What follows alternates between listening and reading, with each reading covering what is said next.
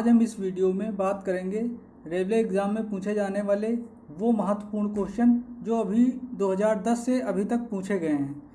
तो इनको ध्यान से देखना है और ये आने वाले एग्ज़ाम के लिए बहुत ही महत्वपूर्ण हो सकते हैं, क्योंकि ये कई सारे इसमें क्वेश्चन ऐसे मिलेंगे जो अभी तक परीक्षा में बार बार पूछे गए हैं।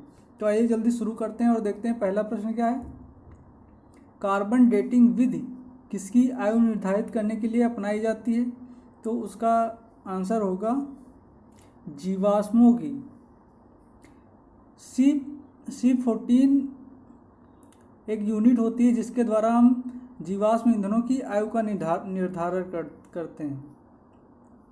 और अगला क्वेश्चन है हमारा क्वेश्चन नंबर 2। अत्यधिक शराब का सेवन करने से शरीर का कौन सा अंग विशेष रूप से प्रभावित होता है? तो उसका नाम है यकृत या लीवर। अगला क्वेश्चन है, हरे पौधों में प्रकाश संश्लेषण की इकाई क्या कहलाती है?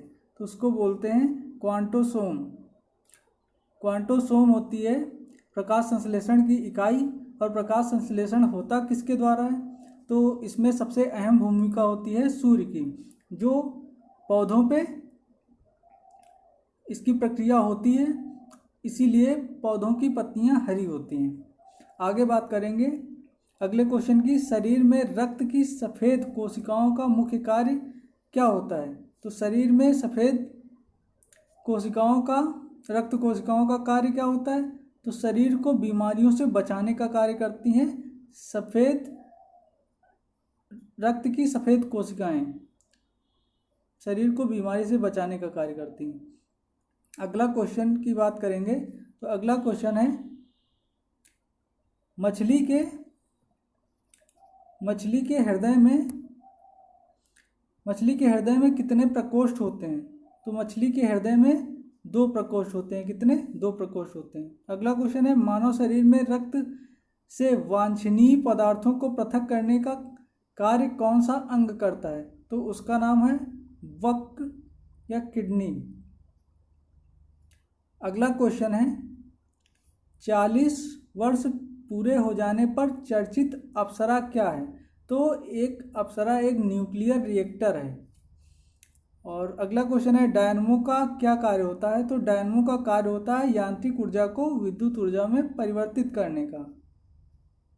आगे बात करेंगे अगले क्वेश्चन की। तो पिच ब्लेंडी से कौन सा रेडियो एक्टिव तत्व प्राप्त किया गया था? तो इसका आंसर होगा रेडियम। क्या आंसर होगा इसका? रेडियम। अगला क्वेश्चन है, गिरगिट की त्वचा में रंग बदलने का कारण क्या होता है? तो इसका आंसर होगा उसकी त्वचा में मेलेनोफोर नामक असंख्य रंग द्रव्य कोशिकाओं की उपस्थिति के कारण ऐसा होता है। क्या? मेलेनोफोर नामक असंख्य रंग द्रव्य कोशिकाओं की उपस्थिति होती है इसके अंदर, इसीलिए उसके जो गिरगिट होता है वो रंग बदलता रहता है। और अगला क्वेश्चन है, प्रकृति में सबसे अधिक मात्रा में पाया जाने वाला कार्बनिक यौगिक कौन सा है? तो वो क्या है? सेलुलोज। अगला क्वेश्चन है, समुद्र के किनारे उगने वाले वृक्षों में वार्षिक वलय क्यों नहीं होते हैं? तो इसका आंसर होगा क्योंकि वहाँ की जलवायु में स्पष्ट भिन्नता नहीं होती है। और अगला क्वेश्चन है, वृद्धावस्था का अध्ययन विज्ञान की किस शाखा के अंतर्गत आता है? तो जेरेंटोलॉजी के अंतर्गत वृद्धावस्था का अध्ययन किया जाता है। ये विज्ञान की एक शाखा होती है। आगे बात करेंगे अगले क्वेश्चन की। तो डोलोमाइट किसका अयस्क है? तो एक कैल्शियम का अयस्क है। अब बात करेंगे अगले क्वेश्चन की। तो खट्टे फलों में कौन सा विटामिन पाया जाता है? तो खट्टे फलों में तो कौन सा विटामिन पाया जाता है? तो इसका आंसर होगा विटामिन सी। ये तो सबको पता होगा, विटामिन सी पाया जाता है खट्टे फलों में। कोई भी खट्टा फल हो, जैसे नींबू हो सकता है, लेमन, और भी बहुत सारे खट्टे फल आते हैं, कच्चा आम, तो उसमें भी विटामिन सी पाया जाएगा। आगे बात करेंगे, ध्वनि की तीव्रता मापने वाला यंत्र क्या कहलाता है? तो ऑडियोमीटर कहलाता है ध्वनि की तीव्रता मापने वाला यंत्र।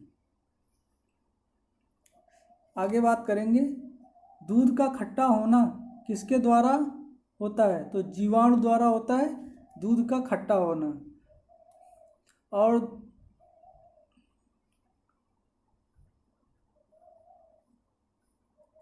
अगला क्वेश्चन है, दूध का खट्टा होना किसके द्वारा होता है? तो जीवाणु द्वारा होता है। और अगला क्वेश्चन है, श्वेत प्रकाश के वर्णक्रम में प्रिज्म द्वारा सर्वाधिक विचलित होने वाला कौन सा रंग है? क्या कह रहा है क्वेश्चन, एक बार फिर से पढ़ते हैं। श्वेत प्रकाश के वर्णक्रम में प्रिज्म द्वारा सर्वाधिक विचलित होने वाला कौन सा रंग है? तो वो है बैंगनी रंग, और इसका विक्षेपण भी ज़्यादा होता है। बैंगनी, सर्वाधिक विचलित होने वाला कौन सा रंग है? तो बैंगनी रंग है। और रेफ्रिजरेटर में शीतलक क्या होता है? तो फ्रियोन होता है शीतलक, या शीतलक के रूप में किसका प्रयोग किया जाता है? फ्रियोन। अब दूध से दही बनने में कौन सा बैक्टीरिया सहायक होता है? तो लैक्टोबैसिलस नामक एक बैक्टीरिया होता है जो सहायक होता है। और अगला क्वेश्चन है, किस अंग के कार्य न करने पर डायलिसिस किया जाता है? डायलिसिस किया जाता है तो वक्र या किडनी। एक बार क्वेश्चन फिर से देखते हैं, क्या है? किस अंग के कार्य न करने पर डायलिसिस किया जाता है? तो किडनी जो है, ये अंग अगर कार्य नहीं कर रहा तो डायलिसिस किया जाएगा। मनुष्य के, अगला क्वेश्चन है, मनुष्य के मस्तिष्क का सबसे बड़ा भाग क्या होता है? तो इसका सबसे बड़ा भाग होता है प्रमस्तिष्क, जिसे सेरेब्रम बोलते हैं। अगला क्वेश्चन है, राइफल चलाने पर लगने वाला झटका किसके संरक्षण का उदाहरण है? तो ये रेखी संवेग संरक्षण का उदाहरण है, कंजर्वेशन ऑफ लीनियर। अगला प्रश्न है, प्रयोगशाला में सर्वप्रथम जीन का संश्लेषण करने वाला वैज्ञानिक कौन था? तो उसका नाम है हरगोविंद खुराना। इन्होंने क्या किया था? प्रयोगशाला में सर्वप्रथम जीन का संश्लेषण किया था। तो वो वैज्ञानिक कौन है? हरगोविंद खुराना। अगला क्वेश्चन है, चंद्रमा पर वायुमंडल न होने का क्या कारण है? तो इसका कारण है, वहाँ सभी गैसों का वर्ग माध्य मूल वेग उनके पलायन वेग से अधिक होता है। क्या? वहाँ सभी गैसों का वर्ग माध्य मूल उनके पलायन वेगों से अधिक होता है। अगला क्वेश्चन की बात करेंगे, तो किस एक कोशिकीय शैवाल का उपयोग अंतरिक्ष में खाद्य की समुचित पूर्ति के लिए किया जाता है? तो इसका नाम है क्लोरेला। ये ऐसा जीव है जिसका प्रयोग वैज्ञानिक लोग अंतरिक्ष में खाद्य पूर्ति के लिए कर सकते हैं। अगला क्वेश्चन है, प्राकृतिक रबर किसका बहुलक है? तो आइसोप्रीन का बहुलक है प्राकृतिक रबर। अगला क्वेश्चन है, द्रव्य की चौथी अवस्था क्या कहलाती है? तो द्रव्य की चौथी अवस्था प्लाज्मा कहलाती है। अगला क्वेश्चन है, प्रत्यावर्ती धारा की माप किस यंत्र द्वारा की जाती है? तो उसका आंसर होगा तप्त तार अमीटर द्वारा प्रत्यावर्ती धारा की माप की जाती है। अगला क्वेश्चन है, प्रकाश तरंगों के किस गुण से उनके अनुप्रस्थ होने का प्रमाण मिलता है? तो आंसर होगा ध्रुवण से। ध्रुवण एक ऐसी प्रक्रिया होती है जिसके द्वारा प्रकाश तरंगों के गुण या अनुप्रस्थ होने का प्रमाण मिलता है। अगला क्वेश्चन है, एक वृत्ताकार वलय का गुरुत्व केंद्र कहाँ होता है? एक वृत्ताकार कोई वलय है, उसका गुरुत्व केंद्र कहाँ होगा? वलय के केंद्र के सेंटर में होगा। और मानव रक्त का पीएच मान कितना होता है? ये क्वेश्चन कई बार एग्जाम में छोटे मोटे और हाई लेवल के एग्जाम में भी पूछ लिया जाता है, या एसएससी वगैरह में भी पूछा जाता है, टेट सीटेट इन सब में भी आ जाता है। तो इसका पीएच मान होता है 7.4। अगला क्वेश्चन है खनिज संरचना की दृष्टि से हीरा क्या होता है। तो खनिज संरचना की दृष्टि से हीरा क्या होता है, कार्बन होता है, और ये सबसे कठोर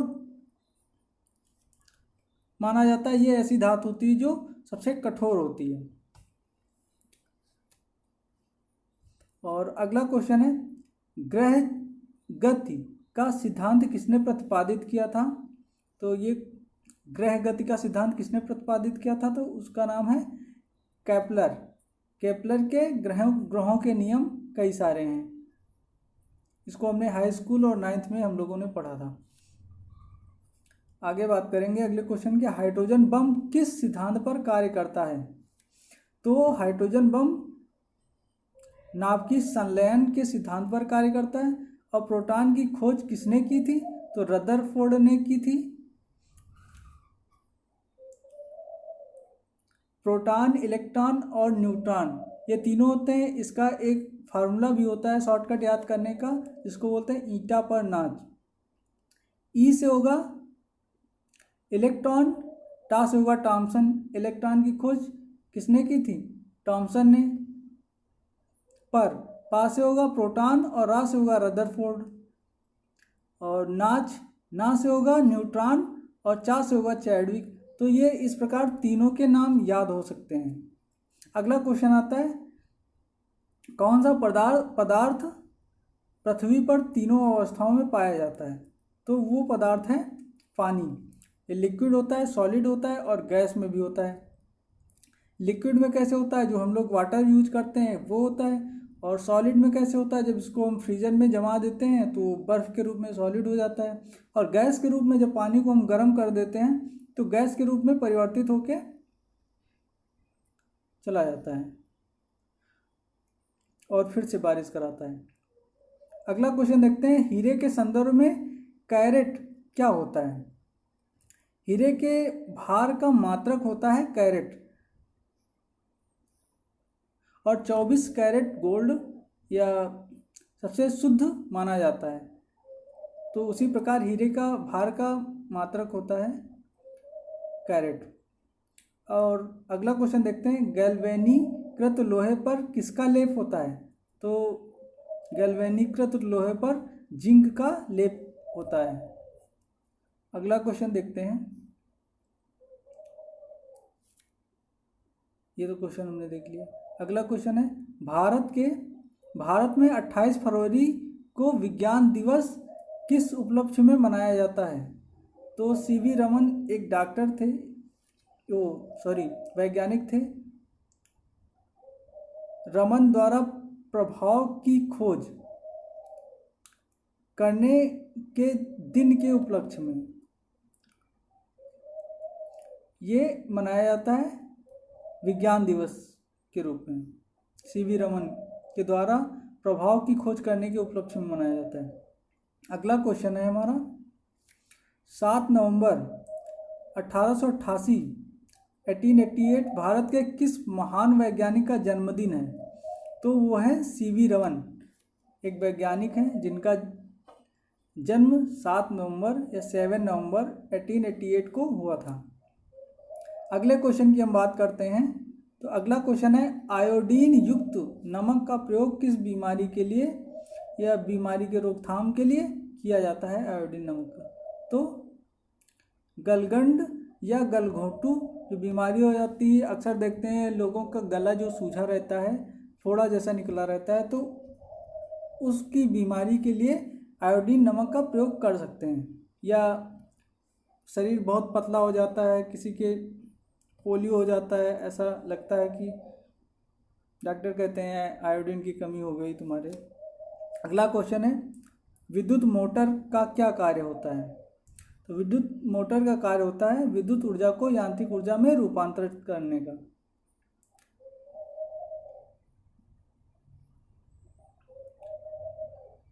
ये क्वेश्चन तो रिपीट हो गया, देख लीजिए कितने बार रिपीट होते हैं क्वेश्चन। अगला क्वेश्चन है, पृथ्वी का औसत घनत्व क्या है। तो पृथ्वी का औसत घनत्व होता है 5.5 ग्राम प्रति घन सेंटीमीटर। ये पृथ्वी का घनत्व होता है। सूर्य सदैव, अगला क्वेश्चन है, सूर्य सदैव पूर्व में निकलता है क्योंकि, इसका कारण क्या है? ये बहुत ही महत्वपूर्ण क्वेश्चन हो सकते हैं आप सभी एग्जाम के लिए, तो कृपया प्लीज़ इसको ध्यान से देखें वीडियो को, और वीडियो पसंद आए तो लाइक, सब्सक्राइब और शेयर भी कर दें, और कमेंट करके बताएं वीडियो कैसा लगा आप लोगों को। ये वीडियो पार्ट 2 है साइंस का, पार्ट 1 हमने बनाया और उसकी लिंक डिस्क्रिप्शन में है, उसमें देख सकते हैं। 75 क्वेश्चन की सीरीज है और उसके आगे शुरू किया है इसको हमने, और इसमें लगभग 200 क्वेश्चन की सीरीज बनाया है और बहुत ही इंपॉर्टेंट क्वेश्चन है। देखते हैं अगला क्वेश्चन। पृथ्वी पश्चिम से पूर्व की ओर घूमती है। क्वेश्चन क्या था? सूर्य सदैव पूर्व में निकलता है क्योंकि पृथ्वी पश्चिम से पूर्व की ओर घूमती है। किधर को? पश्चिम से पूर्व की ओर। और अगला क्वेश्चन है, पौधों में वाष्पोत्सर्जन दर के निर्धारण के लिए किस यंत्र का प्रयोग किया जाता है? तो पोटोमीटर का प्रयोग किया जाता है पौधों में वाष्पोत्सर्जन के दर की निर्धारण के लिए। किसके लिए? वाष्पोत्सर्जन दर के निर्धारण के लिए किस यंत्र का प्रयोग किया जाता है? पोटोमीटर। अगला क्वेश्चन है, रेड लेड का रासायनिक सूत्र क्या होता है? तो Pb304, ये रेड लेड का रासायनिक सूत्र होता है। अगला क्वेश्चन है, मानव शरीर में विटामिन के का निर्माण किस अंग में होता है? तो कोलन में बैक्टीरिया द्वारा होता है। अगला क्वेश्चन है, डार्क एवेंजर क्या है? तो एक प्रकार का प्रमुख कंप्यूटर वायरस है डार्क एवेंजर। अगले क्वेश्चन की बात करते हैं। अगला क्वेश्चन है, फाइकोलॉजी के तहत विज्ञान की किस शाखा का अध्ययन किया जाता है? तो फाइकोलॉजी के अंतर्गत हम शैवालों का अध्ययन करते हैं। शैवाल, जो हरे नीले शैवाल होते हैं, उनका अध्ययन किया जाता है फाइकोलॉजी के अंतर्गत। जो पानी में अक्सर देखा होगा काई लग जाती है, तो वो भी एक प्रकार का शैवाल ही होती है। किस विटामिन में कोबाल्ट पाया जाता है? तो इसका आंसर क्या होगा? विटामिन B12 में कोबाल्ट की मात्रा पाई जाती है, विटामिन B12 में। अगला क्वेश्चन देखते हैं, मेनिनजाइटिस ताविका शोथ, इसका दूसरा नाम है, नामक रोग में शरीर का कौन सा अंग प्रभावित होता है? क्या नाम है? क्वेश्चन फिर से देखते हैं, मेनिनजाइटिस नामक रोग में शरीर का कौन सा अंग प्रभावित हो जाता है? तो इसका आंसर क्या होगा? मस्तिष्क नामक अंग क्या हो जाता है? प्रभावित हो जाता है। अगला क्वेश्चन है, मानव शरीर में रक्त का थक्का नहीं बनने का प्रमुख कारण है? हिपेरिन की उपस्थिति या रक्त में हीमोग्लोबिन की उपस्थिति के कारण रक्त का थक्का नहीं जमने पाता है। अगला क्वेश्चन देखते हैं, चाय बनने के लिए विद्युत द्वारा केतली में पानी किस विधि द्वारा गर्म होता है? तो कन्वेक्शन द्वारा गर्म होता है। किस विधि द्वारा? कन्वेक्शन विधि द्वारा। वृद्धों के चिकित्सा शास्त्रीय अध्ययन को क्या कहा जाता है? मेडिकल स्टडी या चिकित्सा शास्त्रीय अध्ययन को क्या कहा जाता है? तो गैरियाट्रिक्स। क्या बोलते हैं? गैरियाट्रिक्स बोलते हैं। अगला क्वेश्चन की बात करेंगे, तो अगला क्वेश्चन है, हाइपोग्लाइसेमिया नामक रोग रक्त में किसकी कमी के कारण होता है? तो ग्लूकोज की कमी के कारण कौन सा रोग हो जाता है? हाइपोग्लाइसेमिया। अगला क्वेश्चन है, HTLV सेकंड नामक वायरस से कौन सा रोग फैलता है? क्या नाम है? HTLV सेकंड से कौन सा रोग फैलता है? इस वायरस से कौन सा रोग फैलता है? एड्स। और कौन सा रोग फैलता है? एड्स। और इसका फुल फॉर्म क्या होता है एड्स का? तो इसका फुल फॉर्म होता है acquired immunodeficiency syndrome, AIDS का फुल फॉर्म होता है। और मानव शरीर में सबसे छोटी ग्रंथि कौन सी होती है? तो प्यूट्रिट ग्रंथि होती है। कौन सी? प्यूट्री ग्रंथि। और मानव शरीर की सबसे छोटी अस्थि कौन सी होती है? तो उसका नाम क्या है? स्टपीस।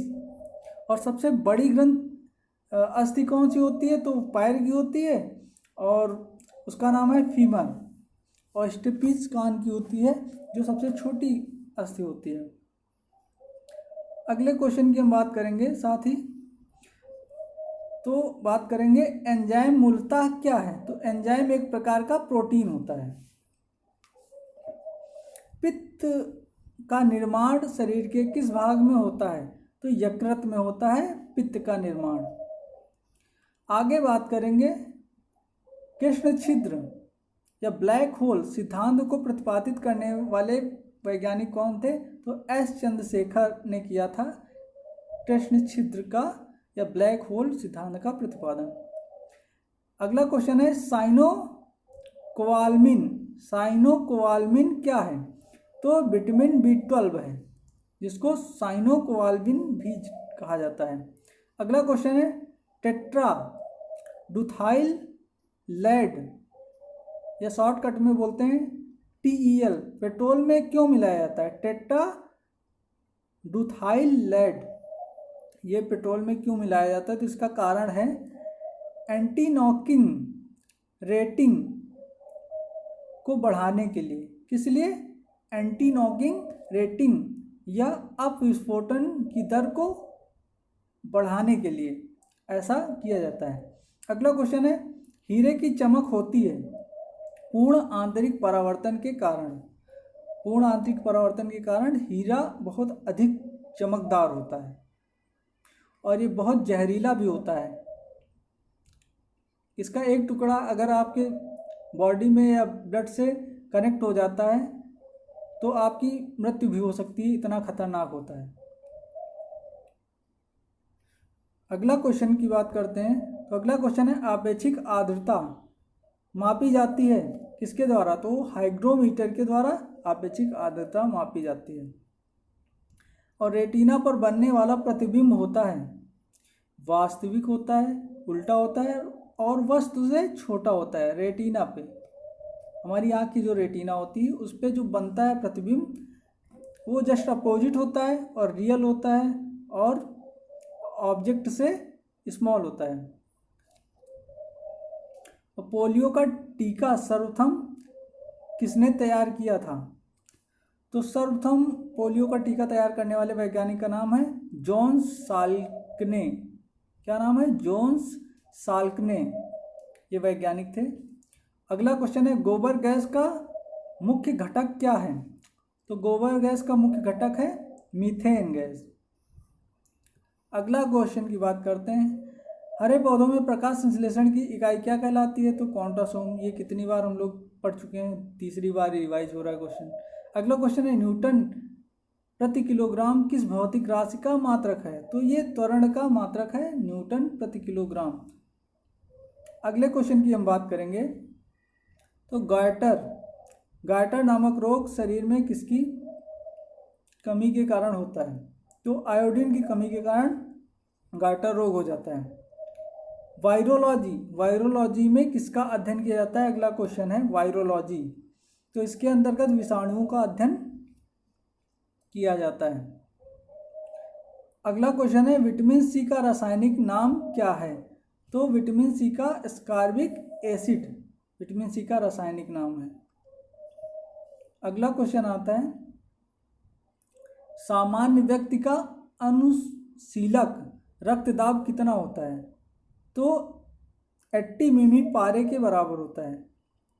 कितना होता है? 80 मिमी पारे के बराबर। अगला क्वेश्चन है श्वेत प्रकाश के प्रिज्म द्वारा बने वर्णक्रम में किस रंग का विचलन सबसे अधिक होता है? तो बैंगनी रंग का विचलन सबसे अधिक होता है या विक्षेपण सबसे अधिक होता है और लाल रंग का विक्षेपण सबसे कम होता है। इसीलिए हम लोग देखते हैं आसमान कितना होता है, या अक्सर सिग्नल पे देखा होगा तो रेड कलर की जो भी है सिग्नल पे लाइटें लगी रहती हैं, और बैंगनी रंग का विक्षेपण या विचलन सबसे अधिक होता है। आगे बात करेंगे।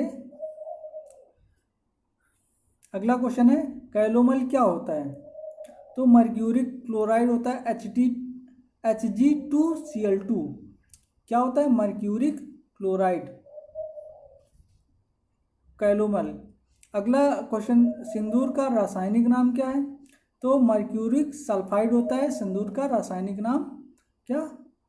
HgS, mercuric sulphide. अगला क्वेश्चन की बात करते हैं।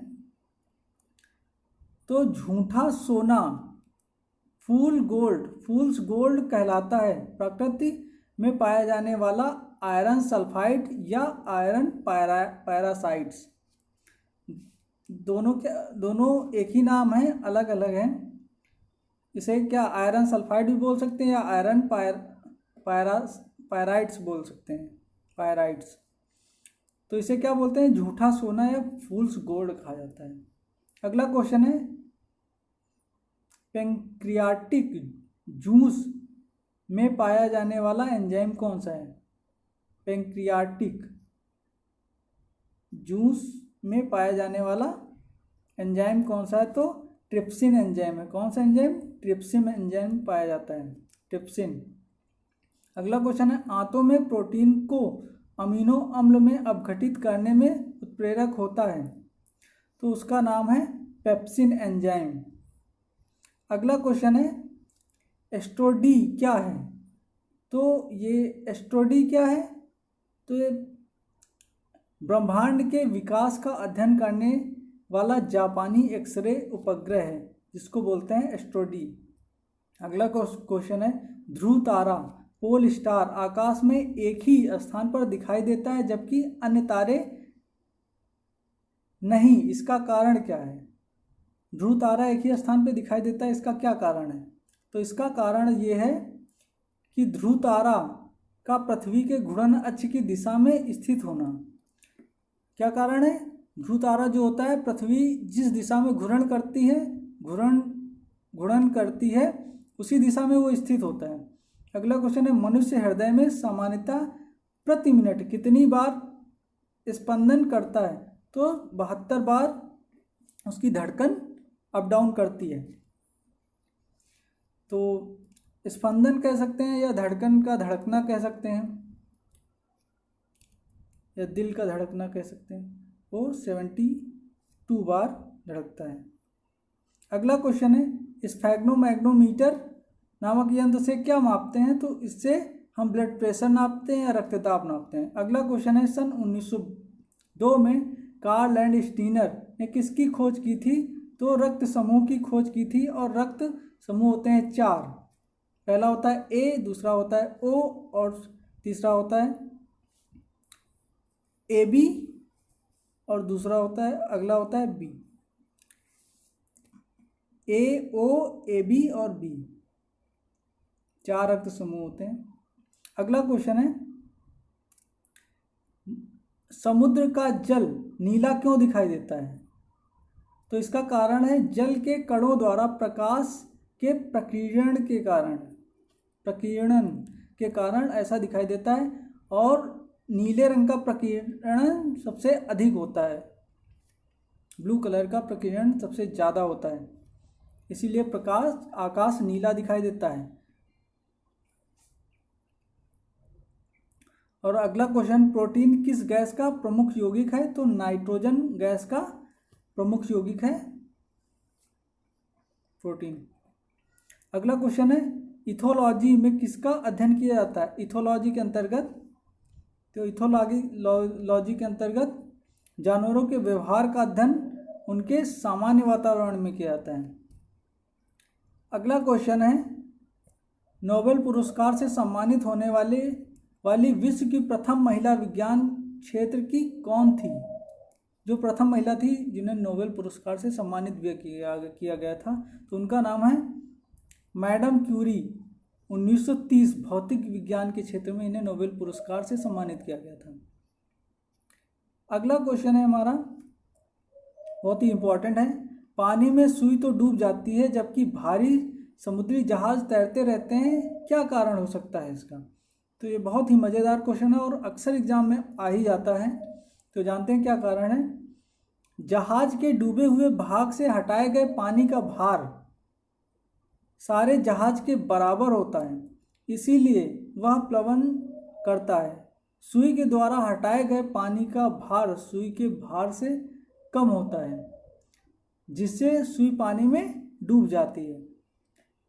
अर्थात कहने का आशय ये है कि जो जहाज होता है और जो पानी रहता है उसके हटाए गए पानी के भार सारे जहाज के बराबर होता है, इसीलिए वो तैरता रहता है।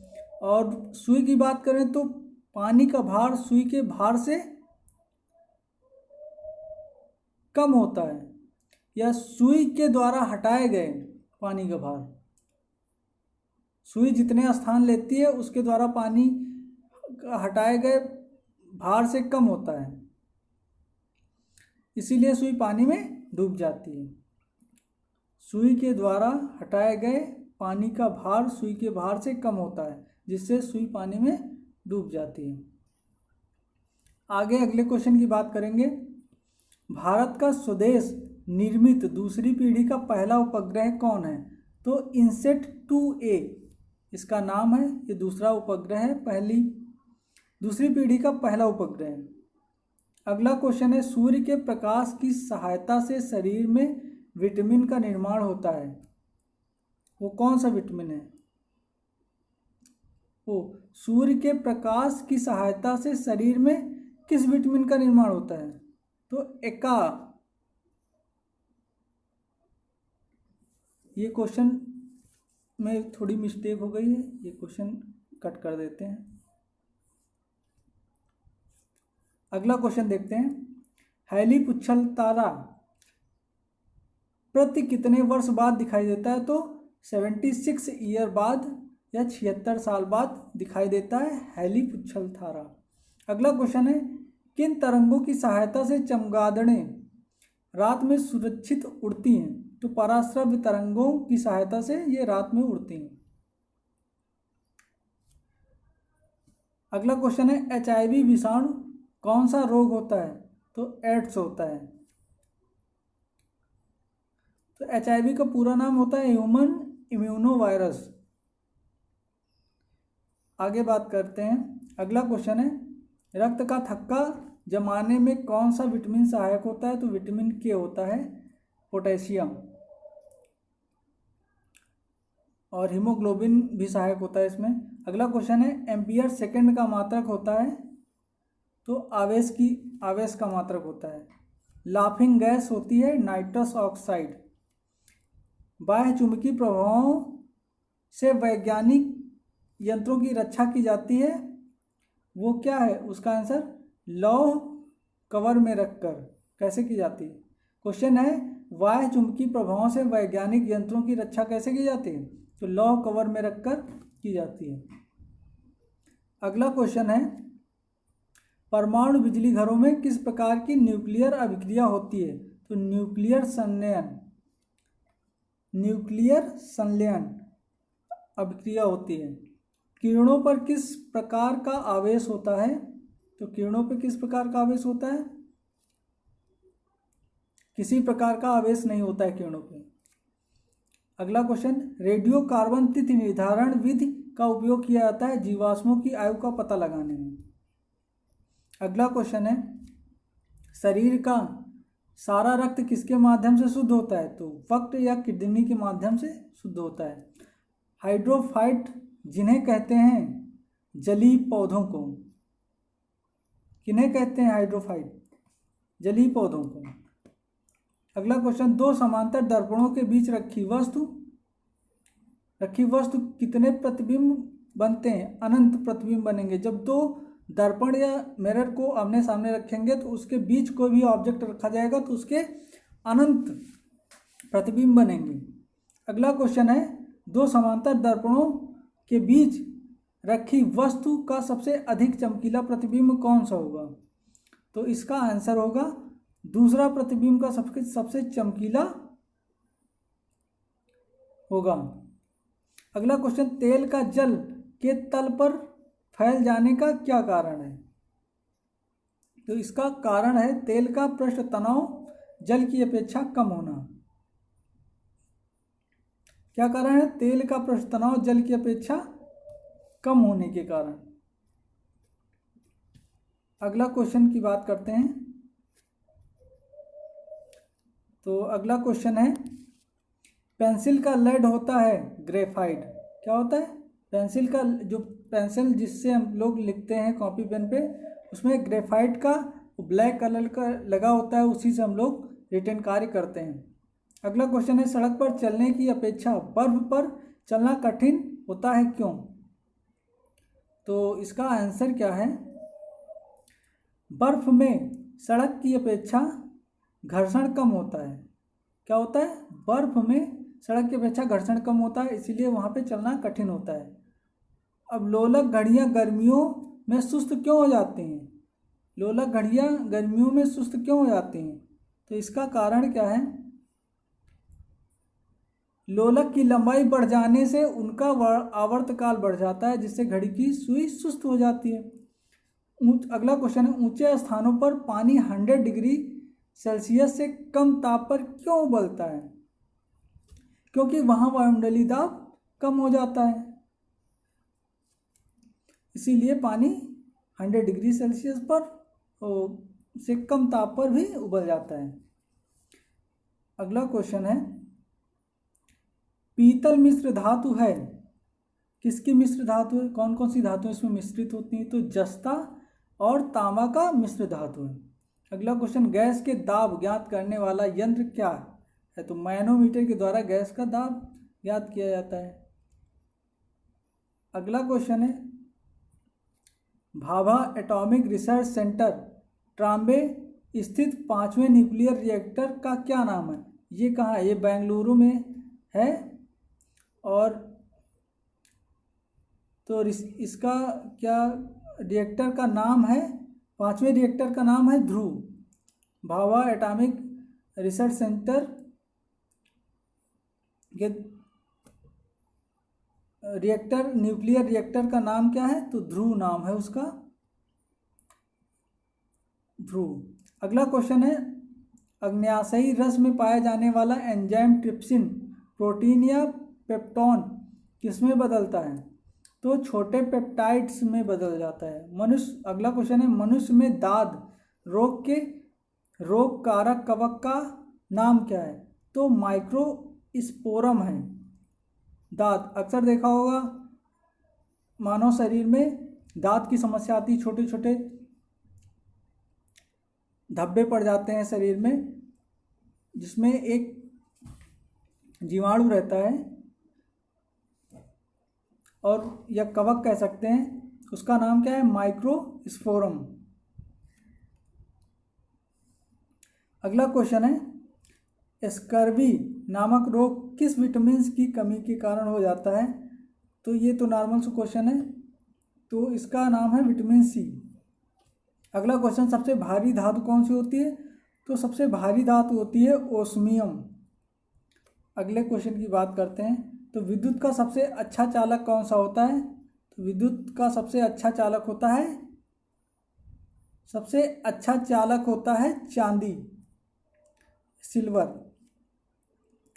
पोटेशियम का अयस्क करने लाइट का सूत्र क्या होता है? KCl Mgcl2.6H2O। क्या? KCl Mgc12। फिर से सुन ले एक बार, KCl Mgc12.H2O। अगला क्वेश्चन है, यूरेनियम के नाभिकीय विघटन में अंततः क्या प्राप्त होता है? तो सीसा प्राप्त होता है। ध्वनि को मापने की इकाई क्या होती है? डेसिबल होती है। अगला क्वेश्चन है, स्टेनलेस स्टील किन धातुओं को मिश्रित करके बनाई जाती है? तो इसका आंसर होगा क्रोमियम, लोहा और निकेल को मिश्रित करके बनाई जाती स्टेनलेस स्टील। आगे बात करते हैं अगले क्वेश्चन की। वनस्पति विज्ञान की उस शाखा का क्या नाम है जिसमें शैवाल का अध्ययन किया जाता है? तो फाइकोलॉजी है। इस शाखा के अंतर्गत फाइकोलॉजी के अंतर्गत शैवालों का अध्ययन किया जाता है। दूध से दही बनाने वाले जीवाणु का नाम, ये देखो कितनी बार क्वेश्चन रिपीट हो रहे हैं। बैक्टीरियम लैक्टिसी एसिडाई, क्या नाम है? बैक्टीरियम लैक्टिसी एसिडाई, ये है दूध से दही बनने वाले जीवाणु का नाम। अगले क्वेश्चन की बात करते हैं। मधुमेह के रोगी के पेशाब में किसकी अधिकता हो जाती है? तो उसमें शुगर या शर्करा की अधिकता हो जाती है। तो उसके पेशाब में जैसे चींटियाँ लगने लगती हैं तो हमें पता चल जाता है कि इसमें शर्करा की अधिकता है। अगला है क्वेश्चन, स्वचालित ब्रेक किस नियम के आधार पर बने? तो पार्केल के नियम पर आधारित होते हैं। अगला क्वेश्चन है, डीएनए संश्लेषण का प्रतिपादन किसने किया था? तो कार्ल बर्ग ने किया था डीएनए संश्लेषण का प्रतिपादन। तो दोस्तों ये थे क्वेश्चन। अगर वीडियो पसंद आया हो तो लाइक करें, सब्सक्राइब करें और कमेंट करके ज़रूर बताएं कि वीडियो आपको कैसा लगा। ये बहुत ही इंपॉर्टेंट क्वेश्चन है सभी एग्ज़ाम्स के लिए, टेट, सीटेट या रेलवे का कोई भी एग्ज़ाम हो। 2010 से लेकर अभी तक के सारे रिवाइज जो भी क्वेश्चन थे और जो भी महत्वपूर्ण क्वेश्चन थे वो सभी इस वीडियो में हैं। और अगला वीडियो बनाएंगे जिसमें हम क्वेश्चन पेपर को लेके आएंगे और उस पर डिस्कस किया जाएगा। तो दोस्तों मिलते हैं अगले वीडियो में, तब तक के लिए ओके, थैंक यू।